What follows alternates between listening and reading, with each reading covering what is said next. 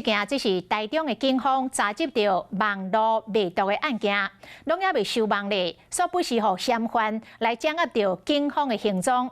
警方是怀疑有内鬼，甲你内部倒来调查咯。果然查到雾峰分局警察队一个姓刘的小队长涉嫌甲毒贩通风报信，这警方主动向检方来举发，检警发动着搜索，查扣着相关的证物，用涉密甲贪污罪向法院申请收押禁见核准。台中雾峰分局气氛真沉重，因为警察队一个差不多50岁姓刘的小队长涉嫌将侦办中的案件漏泄予毒贩知影。警方真怀疑一个调查发现讲是家己的人。那本分局在侦办毒品案件中，怀疑有严情泄密，所以主动向台中地检署承办检察官报告。抱三个囡仔看起来真幸福，伊是台中雾峰分局警察队姓刘的小队长，为基层做起，已经服务20多档啊，表现真好。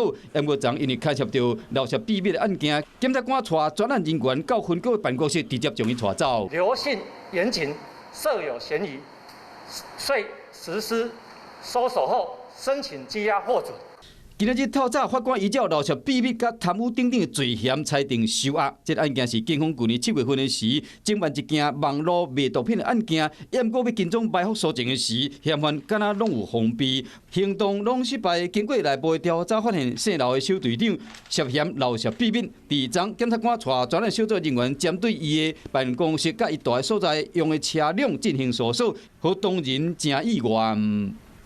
整个案件在侦办跟搜索都是非常的低调秘密，所以同仁根本都不知道。姓刘小队长收押期间，警方依法将伊停职，后续还要追究相关主管督导所实的责任。依照了解，这个姓刘的小队长财务状况拢算正常。